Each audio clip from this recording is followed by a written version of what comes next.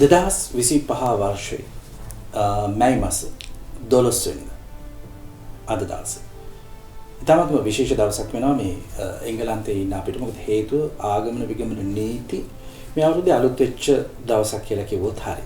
ඉතින් අද දවසේ අපි මේ වැඩසටහන පටිගත කරාට ඔබට 13 වෙනිදා නැත්නම් හෙට දවසේ තමයි මේ වැඩසටහන ඔබට නරඹන්නට හැකි වෙන්නේ අපේ YouTube නාලිකාවෙන්. ඒ කියන්නේ Living the UK Dreams YouTube නාලිකාවෙන්.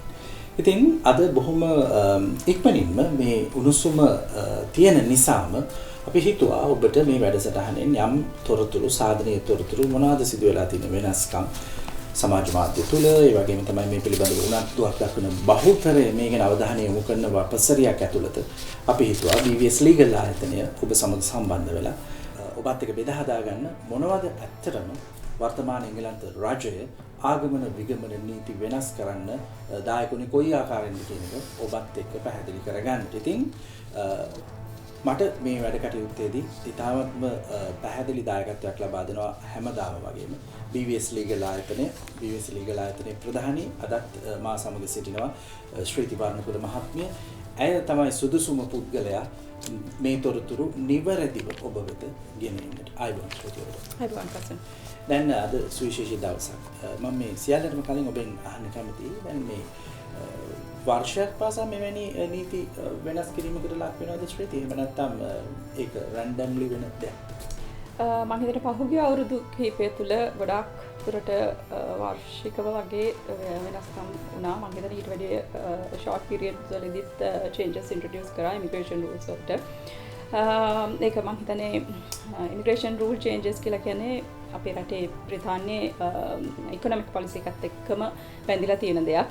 ඉතින් අලුත් ගවර්න්මන්ට් එකක් ඇවිල්ලා තියෙනවා. අලුත් නෙමෙයි දැන් ලේබර් ගවර්න්මන්ට් එක. ඉතින් ලොකු ප්‍රශ්නයක් තිබුණා ලේබර් ගවර්න්මන්ට් එකට ඉමිග්‍රේෂන් සම්බන්ධයෙන් තියෙන ප්‍රතිපාදන වල වෙනස්කම් කරන්න ඕනි කියලා. අග්‍රාමාත්‍යවරයා ඒ සම්බන්ධයෙන් ප්‍රොමිස් එකක් පොරොන්දුවක් දීලා තිබුණා බ්‍රිතාන්‍ය ජනතාවට. මොකද ඉමිග්‍රේෂන් පොලිසි එක කියන්නේ හරිම කන්ට්‍රොවර්ෂල්. ඒක හැමදාම කතා බහට ලක් වෙන කාරණයක්. සහ ඉමිග්‍රේෂන් පොලිසි එක බ්‍රිතාන්‍යයේ ආර්ථික ප්‍රතිපත්තිය හා බැඳලා තියෙනවා. ඒක ඉතින් ඒ තරම්ම වැදගත්. ඉතින් ඒකේ ප්‍රතිපලයක් විදිහට මම හිතන්නේ පහුගිය සතියේ පොඩි නිවුස් ගොඩක් අපිට අහන්න ලැබුණා. සහ දවල් පත්‍රිකාවක් ඉදිරිපත් කරනවා කියලා තිබුණා. ඒ කියපු විදිහට මම හිතන්නේ අපි බලාපොරොත්තු වුණාටත් කලින් අද සඳුදා මැයි මාස 12 වෙනි දින උදේ බ්‍රිතාන්‍ය අග්‍රාමාත්‍යවරයා ප්‍රකාශ කරා යම් කිසි කාරණාවක් දවල් පත්‍රිකාවේ පැහැදිලි කරමින් සහ දවල් වෙද්දී අපිට දවල් පත්‍රිකාව ප්‍රකාශයට පත් කරලා තියෙනවා. ඉතින් මෙතනදී මම පැහැදිලි කරන්න ඕන දවල් පත්‍රිකාවක් කියලා කියන්නේ බ්‍රිතාන්‍ය රාජ්‍ය ඉමිග්‍රේෂන් රූල්ස් වලට මේ ඉදිරිපත් කරන්න යන චේන්ජස් සම්බන්ධයෙන් ඒගොල්ලන්ගේ දැක්ම ඒගොල්ලන් මොන විදිහට මේ චේන්ජස් කරන්න කියලා ඉදිරිපත් කරන ප්‍රකාශය පත්‍රිකාව. ඉතින් මේ ප්‍රොපෝසල්ස් මේවා යෝජනා. යෝජනා. මේ අවසාන ක්‍රියාවලිය නෙවෙයි. දැන් ඒක සමහර ප්‍රොපෝසල්ස් තියෙනවා අපිට දැන් තියෙන නීති වලටම වෙනස්කම් සිද්ධ වෙනවා. එතකොට සමහර දේවල් තියෙනවා අලුත් නීති කෙනෙකුට ඉදිරිපත් කරන්න ඕන සහ ඒවා අනුමත කරගන්න ඕනේ. දැන් තියෙන නීති වලට කරන changes පවා පාර්ලිමේන්තුවෙන් අනුමත වෙන්න ඕනේ. නමුත් ඒවා මම හිතනවා ඉදිරි සතිය මාසයේ සමහරවිට අවුරුදු දෙක ඇතුළත මේ යෝජනා නීති බවට ස්ථීර නීති බවට පත් වෙයි. සමහර වෙලාවට වෙනස්කම් වෙන්නත් පුළුවන්. අන්න ඒක තමයි. වැදගත්ම දේ නේද? දැන් සමහර අපි හිතමුකෝ දැන් ඔබ මේ තියෙන්නේ දවල් පත්‍රිකාවක් එහෙම නැත්නම් මේ බ්‍රිතාන්‍ය අග්‍රාමාත්‍යවරයා ප්‍රමුඛ රාජ්‍යයේ ඉදිරිපත් කරපු ඒ නීතිවල තියෙන සාරාංශය. ඉතින් එය ඉදිරියේදී යම් සංශෝධන වලට ලක්වීමේ ප්‍රවණතාවකුත් තියෙනවා කියන එක තමයි පැහැදිලි කරන්නේ. ඔව්. ඒක හැම වෙලාවෙම තියෙන දවල් පත්‍රිකාවක් ඉදිරිපත් කරපුවාම යම්කිසි සංශෝධන වලට භාජනය විය හැකියි. නමුත් අපි අතීතය දිහා බලපුවම ගොඩක් වෙලාවට ඒ යෝජනා කරන දේවල් 100%ක්ම නැත්තත් 95ක් විතර වගේ නීති විදිහට එලි දක්වලා තියෙනවා. ඒක තමයි මොකද රටාව කියලා මම කිව්ව ස්ටයිල් එක. ඉතින් අපි ඒ නිසා ඒ සම්බන්ධයෙන් දැනුමක් ලබා ගන්න එක වැදගත් සහ ඒ අනුව අපේ අනාගතය කොහොමද සැලසුම් කරන්න කියන එක අපි ඒ අවබෝධයෙන් ඉස්සරහට යන්න ඕන විශේෂයෙන් මේ රටේ ඉන්න අය සහ අලුතෙන් පිට අපේ ලංකාවේ හරි වෙන රටක හරි ඉඳන් බ්‍රිතාන්‍ය සංක්‍රමණය වෙන්න බලාපොරොත්තු වෙන කෙනෙක් ඉන්නවා.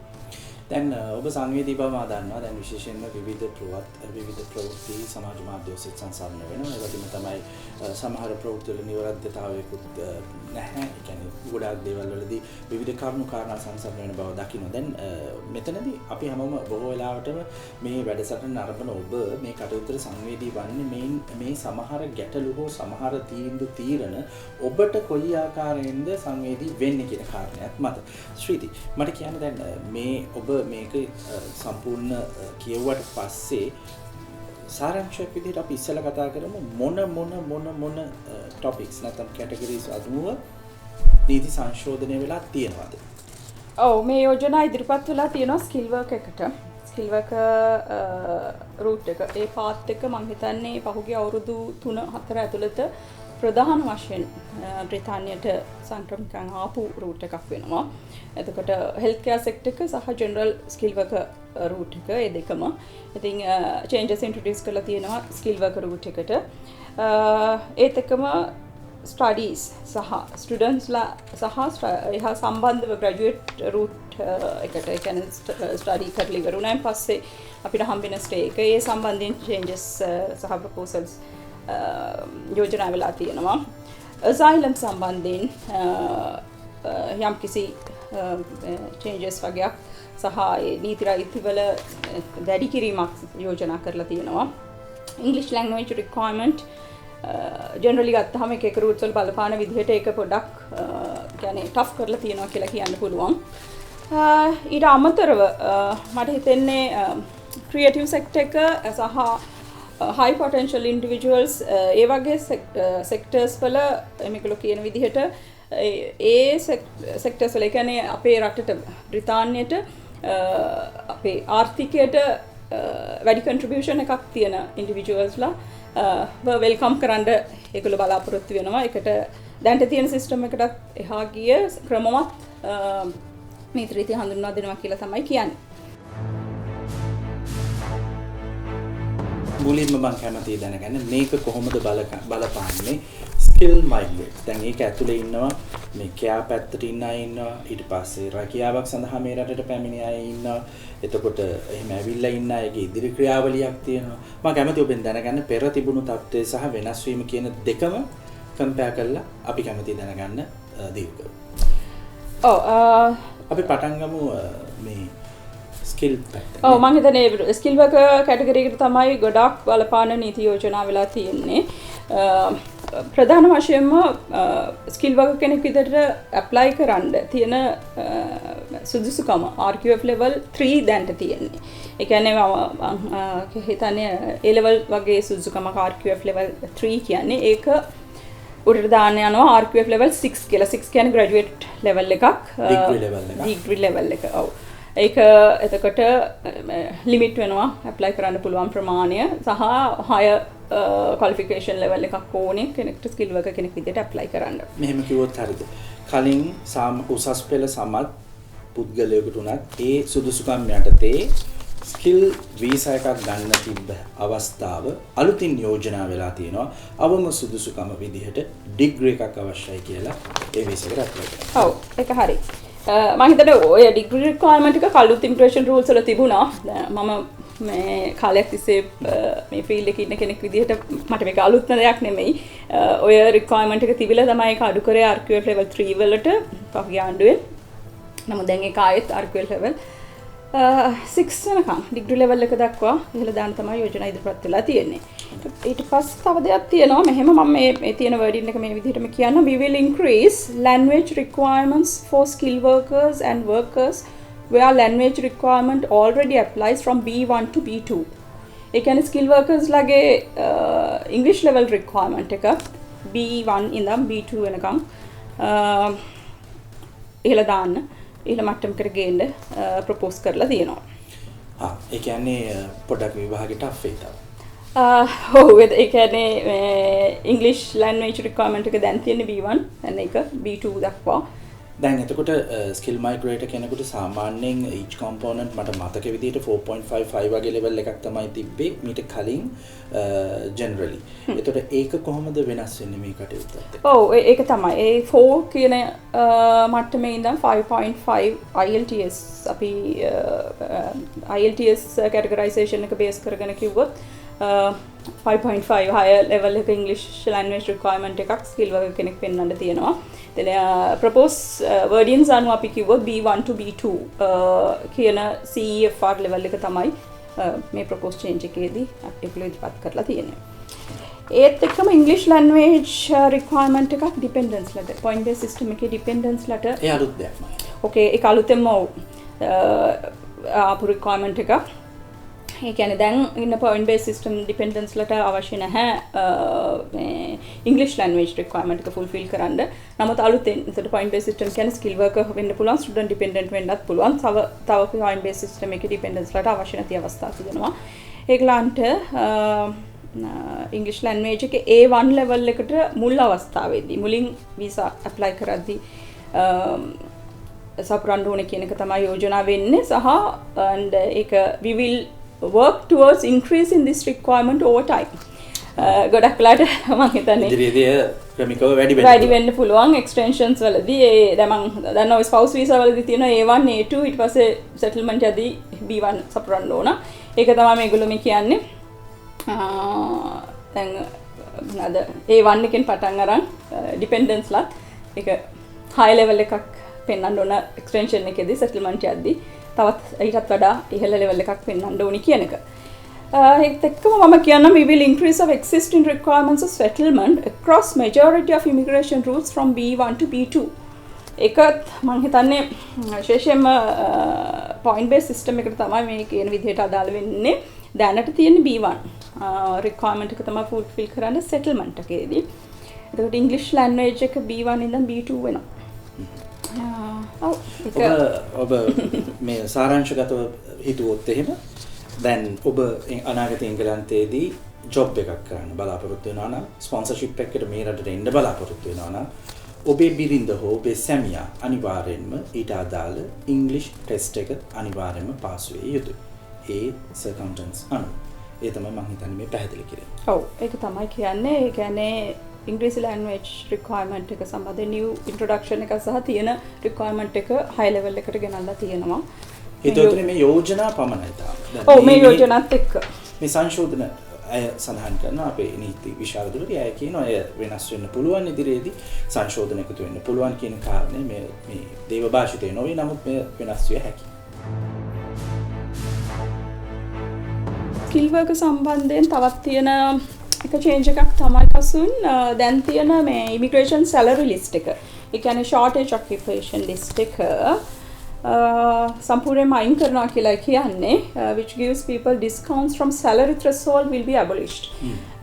ඒක abolish කරලා අලුත් system එකක් තවත් මේක තියෙන list එක short කරලා introduce කරනවා කියන එක. ඉතින් එතකොට දැන් තියෙන shortage occupants or එහෙම නැත්නම් immigration salary list එක විදිහට හඳුන්වලා දෙන list එක වෙනස්කම් වලට භාජනය වෙයි සහ අර salary එක අඩු කරලා අපි ස්විච් උනානේ ඒක අයින් වෙයි. ඒ යෝජනාව ගොඩක් බලපාන්න පුළුවන් skill worker ඒ සමහර categories shortage විදිහට define වෙලා තියෙන categories වල වෘත්තිකයන්ට. දැන් මේ ලිස්ට් එක ගැන අදහසක් ඔබට ලබා ගන්න අවශ්‍ය නම් අපි කලින් වැඩසටහන් බලන්න ශ්‍රීති මහත්මිය හොඳින් පැහැදිලි කරලා තිබෙනවා. පූර්ව වැඩසටහන් වලදී මේ shortage list එක මොකක්ද සහ මොන categories වලට අයිති jobsද තියෙන්නේ කියන එක. දැන් මේ නව යෝජනාවට අනුව එය සහමුලින්ම ඉවත් කිරීමකට තමයි ඔවුන් යෝජනා කරලා තිබෙන්නේ. බ්‍රිතාන්‍ය රජය වර්තමානයේ යෝජනා කරලා තිබෙන. එතනදී නව ලිස්ට් එකක් හඳුන්වලා දෙනවද නැත්නම්? ඔව්. තියෙන එක abolish කරනවා සහ අලුත් එකක් introduce කරනවා කියන එක තමයි කියන්නේ. ඒකට සම්පූර්ණ දැන් තියෙන එක අයින් කරලා දාලා අලුතින් ඒ කියන්නේ සංශෝධිත list එකක් සහ higher requirements සහ මේ කියන්නේ list එක පොඩි කරලා introduce කරන proposal එකක් තමයි මේ wording අනුව අපිට පැහැදිලි වෙන්නේ. බොහෝ අවධානය යොමු වෙනවනේ මේ කෙයා සෙක්ටර් එක ගැන ඔබට ඒ සම්බන්ධයෙන් යමක් තිබෙනවද? ඔව් කෙයා සෙක්ටර් එක සම්බන්ධයෙන් අපිට ගිය සතියේ ආපු යෝජනාව තමයි කියන්නේ ඕසිස් ඇප්ලිකන්ට්ස්ලා කෙයා වර්කර්ස්ලා විදිහට තියෙන ඇප්ලයි කරන්න තියෙන රෙස්ට්‍රික්ෂන් එක ගේනවා කියන එක ඔව් ඒක කන්ෆර්ම් කරලා තියෙනවා. ඒ කියන්නේ කෙයා වර්කර්ස්ලා විදිහට එන්ට්‍රි ක්ලියරන්ස් ඇප්ලිකේෂන්ස් රට පිටතේ ඉඳන් ඇප්ලයි කරන එක සම්පූර්ණයෙන්ම නවත්තන්න තමයි යෝජනා ඉදිරිපත් වෙලා තියෙන්නේ. සමානයි මම නිවැරදිව කියලා කියන්න. දැන් මේක සම්මත වුණොත් මින් ඉදිරියට ශ්‍රී ලංකාවෙන් කෙයා ගිවර් වීසා එකක් දෙන්නේ නැහැ. ශ්‍රී ලංකාවෙන් එන්න බෑ. ඔව්. එහෙම තමයි දැන් තියෙන යෝජනාව. හැබැයි මෙහෙම දෙයක් තියෙනවා රට ඇතුළත ට්‍රාන්සිෂනල් අරේන්ජ්මන්ට් එකක් propose කරලා තියෙනවා මම එක කියවුවොත් for a transition period until 2028 while the workforce strategy is being developed and rolled out we will permit visa extensions and in-country switching for those already here. This will be kept under review. ඒ කියන්නේ රට ඇතුළත ඉන්න care වර්කර්ස්ලා සහ switch වෙන්න බලාපොරොත්තු වෙන අයට ඒක කරන්න පුළුවන්. ඒකට රෆ්ලි ඩෙඩ්ලයින් එකක් තියෙනවා 2028 මාසයක් සඳහන් කරලා නැහැ. එතකොට සහ ඒකත් රිවිව් වෙනවා කියන එක. ඉතින් 2028 කියපුවම තව අවුරුදු 3ක් තියෙනවනේ නේද? ඉතින් එතකොට ඒ අවුරුදු 3 ඇතුළත මේකට රිෆෝම්ස් ඉදිරිපත් වේවි කියන එක තමයි අපිට බලාපොරොත්තු වෙන්න තියෙන්නේ. කියන්නේ දැනට තියෙන තත්ත්වය තමයි යෝජනා කරලා තියෙනවා මින් ඉදිරියට රටින් පිටත ඉන්න පුද්ගලයන් කෙයා වීසා එකක් කරහා එංගලන්තයට බඳවා ගැනීම සපුරා නවත්තන්න. ඔව්. යෝජනා කරලා තියෙනවා. හොඳයි ශ්‍රීදි දැන් ඔය සඳහන් කළේ මේ ස්කිල් සෙක්ටර් එක නේද? දැන් අපි ස්ටුඩන්ට්ලා පැත්තට හැරෙමු. ඕකත් බොහොම වටිනවා මොකද බහුතරයක් ලංකාවෙන් අධ්‍යාපන පසුබිම වෙනුවෙන් මේ රටට පැමිණෙන පිරිස ඉන්නේ. කොහොමද මේ තත්ත්වය බලපාන්නේ ස්ටුඩන්ට්ස්? ඔව් ස්ටුඩන්ට්ස්ලාට කසුන් ස්ටුඩන්ට් ස්පොන්සර්ස්ලාට කියලා තියෙනවා ඒගොල්ලන්ගේ assessment criterias home එකත් එක්ක තියෙන assessment criteria stuff කරනවා ඒගොල්ලන්ගේ compliance වැඩි කරනවා එතකොට ඒ කියන්නේ student sponsor කෙනෙක් universities students ලව ගද්දී ඒ student recruitment process එක ඒගොල්ලන්ට වැඩි කාර්යභාරයක් දීලා තියෙනවා මම හිතන්නේ ඒක පහුගිය කාලෙත් තිබුණා කලින් තිබුණ තත්ත්වයට වැඩිය නමුත් ඒක තවත් දුරටත් ඒගොල්ලන්ට වගකීම පැවරෙනවා එතකොට ඇත්තටම බොහෝ ස්ටුඩන්ට් කෙනෙක් ඒ කියන්නේ රට තුළට එනවා ස්ටුඩන්ට් කෙනෙක් ආකාරයට නමුත් ඇත්තටම ස්ටඩි කරන්නේ නැති කෙනෙක් සම්බන්ධයෙන් වගකීමක් ස්ටුඩන්ට් ස්පොන්සර්ටත් පැවරෙනවා. ඒ කියන්නේ ආගේ ඇසස්මන්ට්ස් වලදී එයා ඒක මේ ඇසස් කරලා අඳුරගත්ත යුතුයි කියන එක. ඒක ගයිඩ්ලයින් එකක් එක්සැක්ට්ලි මෙතන කියන්නේ නැහැ. ඒගොල්ලෝ ඉන්ට්‍රොඩියුස් කරනවා කියන එක තමයි කියන්නේ මේ සම්බන්ධයේ ගයිඩ්ලයින් ස්ටුඩන්ට් ස්පොන්සර්ස්ලාට. ඔව් I think මොකද පහුගිය සතියේ ඩිස්කස් වෙච්ච ප්‍රධානම දෙයක් තමයි ස්ටුඩන්ට් කෙනෙක් විදියට මෙහෙට එන ස්ටඩීස් කම්ප්ලීට් කරන්නේ නැහැ කියන එක. සහ ඒගොල්ලෝ වෙන වෙන පාත්ස් වලට විශේෂයෙන්ම asylum පාත් එකට වගේ ස්විච් වෙනවා සහ ඒ asylum පාත් එකට යන applicants ලගේ claim එක asylum claim එක genuine claim එකක් නෙමෙයි කියන එක. ඉතින් ඒක අපේ රටත් ඇතුළත් රටවල් කීපයක් නම් කරලා තිබුණා majority එකක් ඉන්නවා ඒ විදිහට ස්විච් වෙන අය. අපේ රටෙන් මම හිතන්නේ ස්ටුඩන්ට් දැන් ස්ටුඩන්ට් ස්පොන්සර්ස්ලාට යුනිවර්සිටිස් වලට මේ වගකීම පැවරෙනවත් එක්කම සාමාන්‍යයෙන් වීසා process එකේදී අපේ රටට විශේෂයෙන්ම අපේ රටෙන් ඉදිරිපත් වෙන වීසා applications ස්ටුඩන්ට්ස්ලා විදිහට tough consideration process එකට ආයේ ඉතින් එතකොට interview process document verifications සහ සමහරවිට interviews දෙපාරක් තියෙන්න පුළුවන් dual interview process වෙන්න පුළුවන් ඉතින් පොඩි tough තත්ත්වයක් සහ දැන් අපේ අය තවත් මූණ පාන දෙයක් තමයි interviews වලට පුරුදු මේ face කරද්දී English language එක අපි English language එක papers වලින් අපිට තියෙනවා නමුත් සාමාන්‍ය ප්‍රායෝගික අපහසුතාවයක් තියෙනවා සමහරවිට interview එකට මුහුණ දෙද්දී English language එක හසුරවගන්නේ කොහොමද කියන එක. ඉතින් genuineness interviews වලදී සමහරවිට අනිත් ඔක්කොම දේවල් qualification experience paper wise ඔක්කොම satisfy කරලා තියෙනවා. English language එක පවා satisfy කරලා තියෙනවා නමුත් interview එකේදී ආ fail වෙනවා අර presentation එක කරගන්න බැරුව. ඉතින් ඒක මම දැකපු එකක්. ඉතින් අපිට expect කරන්න වෙනවා ඒකට train වෙන්න වෙයි. එතකොට ඒ සම්බන්ධයෙන් නිපුණතාවය දිනු කරගන්න වෙයි ඉස්සරහට. ස්ටුඩන්ට් විදියට ඇප්ලයි කරන්න බලාපොරොත්තු වෙන අයට. ස්ටුඩන්ට් එක්ක බැඳිච්ච තවත් චේන්ජ් එකක් තියෙනවා, ප්‍රොපෝස් චේන්ජ් එකක් කසුන් ග්‍රැජුවේට් වීසා එක. ඔව්. ග්‍රැජුවේට් වීසා එක කියලා කියන්නේ PSW එකනේ. ඔව්. කලින් PSW දැන් අපි කියන්නේ ග්‍රැජුවේට් වීසා කියලා. දැන් අපිට හම්බ වෙනවා සාමාන්‍යයෙන් කියන්නේ පෝස්ට් ග්‍රැජුවේට් කියන්නේ බැචලර්ස් හරි පෝස්ට් ග්‍රැජුවේට් හරි කරොත් අවුරුදු 2ක ග්‍රැජුවේට් වීසා පීරියඩ් එකක් PhD එකක් නම් 3යි. ඒක අවුරුදු 2 ඉඳන් PhD එක සම්බන්ධයෙන් විශේෂ සඳහනක් නැහැ. නමුත් ග්‍රැජුවේට් වීසා එක මාස 18 දක්වා. අවුරුදු දෙකම. ඔව් ගොඩක් අය බලාපොරොත්තු වෙන එක සම්පූර්ණයෙන්ම එකපාර අයින් කරයි කියලා. සමහර වෙලාවට ඒක ෆේස් විදිහට අයින් කරන්න පුළුවන්. ඔව් ඒක මොකද එක කාලයක් තිබුණා, කලින් තිබුණා PSW වීසා එකත් අපි හරි ඉක්මනටම ප්‍රොපෝසල් එක ගෙනාවා අයින් කරා. ඉතින් ඒ වගේම පැටර්න් එකක් තමයි මේ චේන්ජ් එකේ තියෙන්නේ. හැබැයි මාස 18 දක්වා ලිමිට් කිරීමක් තමයි කරලා තියෙන්නේ. ඉතින් ඒක කියන්නේ යම් කිසි බලාපොරොත්තුවක් දීලා තියෙනවා ස්ටුඩන්ට් කෙනෙක් විදිහට ඇවිල්ලා ජෙනුවින්ලි ස්ටඩීස් කරලා කෝස් එක කම්ප්ලීට් කරන කෙනෙක්ට පෝස්ට් ග්‍රැජුවේට් වීසා එකට ග්‍රැජුවේට් වීසා එකට ගිහිල්ලා ස්කිල් වර්ක් එකට වගේ ස්විච් වෙන්න පුළුවන් නම් ඉඩක් දීලා තියෙනවා. පොඩි ලිමිටේෂන් එකක් කරලා තියෙනවා. ඒ තමයි මේ ප්‍රොපෝසල් එක.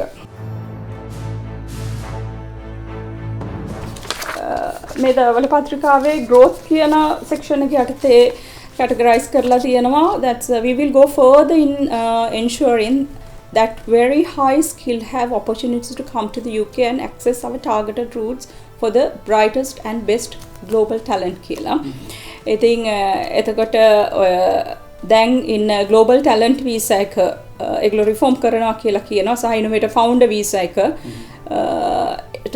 ඒහා සම්බන්ධ ඒ කියන්නේ ආර්ථිකයට වැඩි contribution එකක් තියෙන visa rules වල ඉන්න අයට ඒක assess කරලා අවකාශය වැඩි කරලා දෙනවා කියන එක තමයි කියලා තියෙන්නේ. ඉතින් overall ගත්තම මම හිතන්නේ බ්‍රිතාන්‍ය ආර්ථිකයට මේ වැඩි නැඹුරුවක්. ඔබට global talent visa කියන්නේ එහෙම දැනගන්න අවශ්‍ය නම් අපේ පූර්ව වැඩසටහන් බලන්න. Living the UK Dreams අපේ channel එකට ගිහිල්ලා BVS Legal ආයතනයේ ඔබට ගෙනපු වැඩසටහන් කිහිපයකම මේ ගැන දැනුවත් වෙලා තියෙනවා. අපි asylum ගැන ගත්තොත් ඇත්තටම asylum කියන එක ස්පෙસિෆිකලිම කියන්නේ නැහැ. ඒක තැන් කීපයකම සඳහන් වෙනවා. නමුත් මේ abuse එක ටැකල් කරන්න නීති ගේනවා කියන එක තමයි කියලා තියෙන්නේ. එතකොට ඒක අවභාවිත කරන එක වළක්වන්නේ. ඔව් immigration rules අවභාවිත කිරීම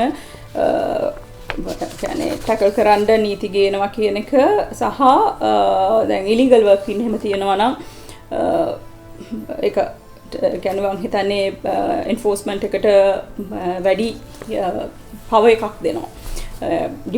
deportations වලට එහෙම යන්න ඒක කියලා තියෙනවා.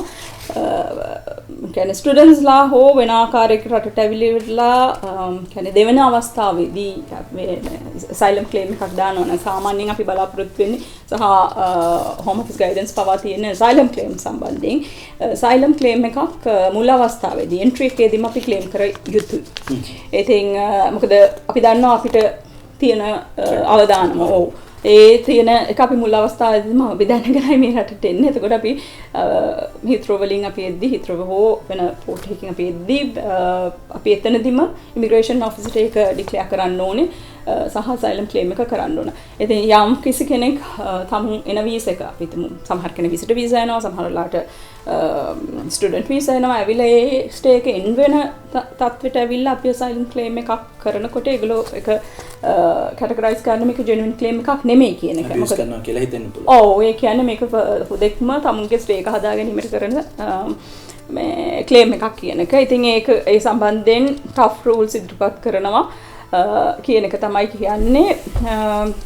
ඉතින් විශේෂයෙන්ම මම හිතන්නේ ඒක දැනටත් තියෙනවා. මම asylum cases සම්බන්ධයෙන් පහුව අවස්ථාවේදී asylum case මේ claim එකක් දාපුවම අපි credibility mark කරනවා ගොඩාක් වෙලාවට interviews වලදී සහ ප්‍රශ්න අහනවා. ඒක හරියට ඒගොල්ලන්ට අවබෝධ කරගන්න මෙතන genuine claim එකක් තියනවාද කියන එක.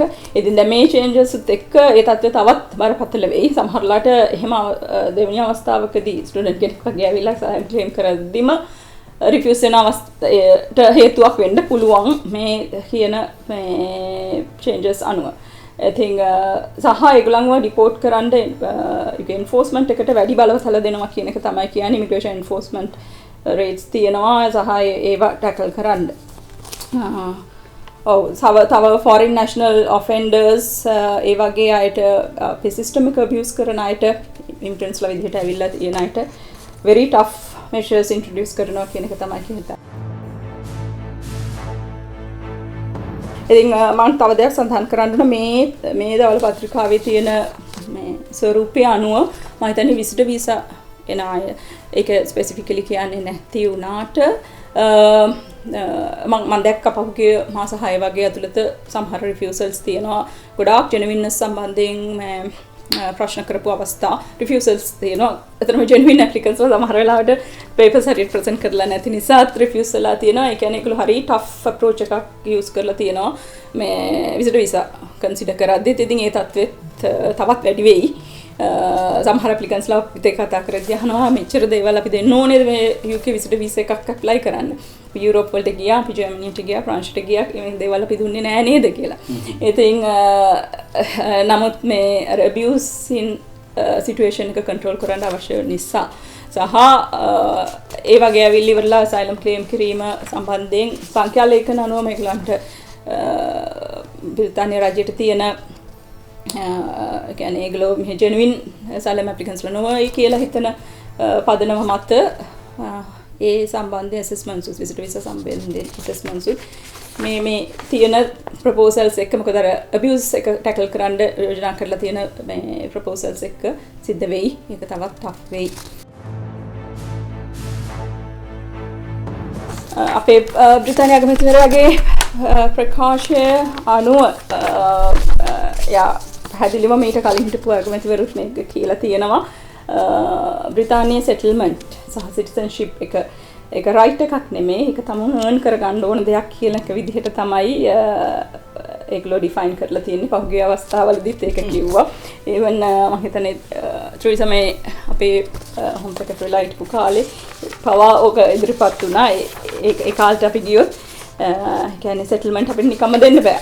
මේ නේද? ඔව්. ඒ සමේ වගේ ටෆ් පාලන ඔව් ඉතින් ඒ නිසා අපි මොකක්ද මේ ආණ්ඩුව කියන්නේ කියන එක තමයි අපි බලන්න ඕනේ. මම මේ වර්ඩින් එක මේ විදිහටම කියන්න මම හිතනවා ඒක වඩා නිවැරදි මම මේ විදිහටම රීඩ් අවුට් කරොත් කියලා. We will reform our settlement and citizenship rules by expanding the point-based system and increasing the standard qualifying period for settlement to 10 years. එතකොට increasing the standard qualifying period for settlement to 10 years කියන එක තමයි කියලා තියෙන්නේ.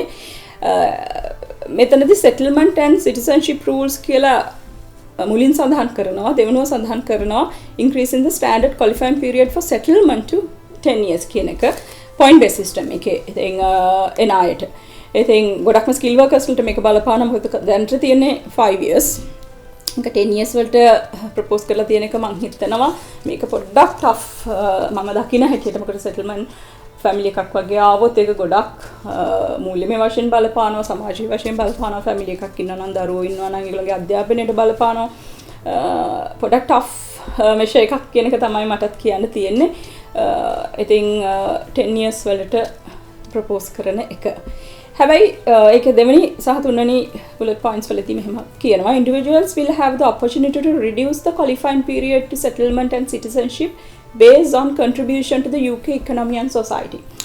මම හිතනවා ඒ කියන්නේ යාලා standard 10 years දෙන requirement එක ඉදිරිපත් කරන අතර තමුන් කොයි ආකාරයටද අපේ ආර්ථිකයට තියෙනවා. ඔව් සමහර ස්පෙෂල් ටැලන්ට්ස් තියෙන්න පුළුවන් සමහර ස්පෙෂලිස්ට් අය ඉන්න පුළුවන්. ඉතින් ඒගොල්ලෝගේ contribution එක කොයි විදිහටද තියෙන්නේ. එතකොට තමුන්ට ඉක්මනට සෙටල්මන්ට් එකට යන්න. තාම නිර්ණායක මොකද? එහෙම නිර්ණායකයන් තාමත් කියලා නැහැ. ඉතින් the brightest and most contributed people will get the benefit ඒ විදිහට කියන අදහසක් තමයි මේකේ කියලා තියෙන්නේ. මේකදී බොහෝ වශයෙන් මේ ආර්ථිකය සම්බන්ධයෙන් මේගොල්ලෝ වැඩි අවධානයක් යොමු කරන්නේ කියලා. 100% මම හිතන්නේ 100%ක්ම ආර්ථිකමය ප්‍රතිලාභ මත තමයි මේක මේ අවල් පත්‍රිකාව immigration rules proposals ඉදිරිපත් කරලා තියෙන්නේ. ඒකෙම තව දිගුවක් තියෙනවා මම කියන්නම්. We will continue to offer a shorter pathway to settlement for non-UK dependents of British citizens to 5 years. And we will retain existing safeguards to protect the vulnerable, including settlement rights for victims of domestic violence and abuse. ගොඩක් අය දන්නවා ඒ කියන්නේ British citizens ලගේ dependents ලා විදිහට ඉන්න අය settlement වලට යන්න 5 year period එකක් තියෙන්නේ. ඒකේ විදිහටම තියනවා කියන එක තමයි කියන්නේ. We will continue to offer a shorter pathway to settlement for non-UK dependents of British citizens to 5 years.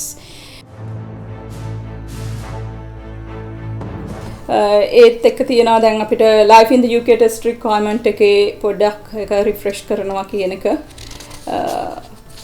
young adults ලට කියන්නේ අවුරුදු 18 that turn 18 discover they don't have status, are fully supported and able to regularize their status and settle.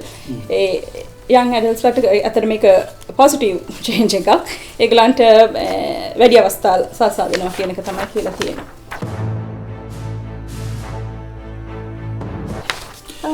හොඳයි මේ ආකාරයෙන් තමයි අද දවසේ මේ බ්‍රිතාන්‍ය රාජ්‍යය නැත්නම් අද දවස කියලා කියන්නේ මම මැයි 12 වෙනිදා අපි මේ වැඩසටහන පටිගත කරන දවස. ඔබට මේ මැයි 13 වෙනිදා තමයි නරඹන්නට හැකියාව ලැබෙන්නේ අපේ YouTube නාලිකාවෙන්. ඉතින් ශ්‍රීති මොන විදිහේ පණිවිඩයක්ද දෙන්න තියෙන්නේ මේ සියලු කරුණු කාරණාත් එක්ක දැන් ඔබ සේවයේ සපයන සේවාදායකයන්ට ඔබව හොයාගෙන යන සේවාදායකයන් සහ නැවත ගැටලු මතුවෙන සේවාදායකයන් වෙනුවෙන් ඔබට මොකක්ද කියන්නේ?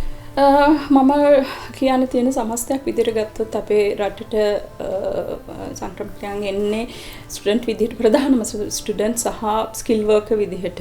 ඉතින් ඒකේ එක මිනුම් දඩු තියෙනවා අපි සපුරන්න ඕන රික්වයර්මන්ට්ස් තියෙනවා. ඉතින් හැම වෙලේම ප්‍රී ඇසස්මන්ට් එකක් කරන්න අපි ඒක වීසකට ඇප්ලයි කරන්න කලින් විශේෂයෙන්ම පිට රටින් ඉඳන් ලංකාවේ ඉඳන් ඇප්ලයි කරන කෙනෙක් මේ වීසක මට වඩාත් නිවැරදි වීසකද? එතකොට මම මේ වීසකේ රික්වයර්මන්ට්ස් සපුරනවාද? සමහර අය ෂෝට් කට්ස් හොයාගෙන ගිහිල්ලා ඉවරලා කොහොම හරි රටට එන්න බලනවා. නමුත් ඒක දීර්ඝකාලීනව පැවැත්මක් නැහැ. ඔව්. ඉතින් මොකද මම හිතන සමස්තයක් විදිහට ගත්තම ආර්ථික ප්‍රතිපත්ති අපේ බ්‍රිතාන්‍ය විතරක් නෙමේ යුරෝපීය අනිත් රටවල් වල even අපේ ලංකාව සහ ආසියානු රටවල් වල පවා මේ දවස්වල රිෆෝම් වෙනවා. හැම ආර්ථිකයක්ම ගැටලු සහගත අවස්ථාවට මුහුණ දීලා තියෙනවා.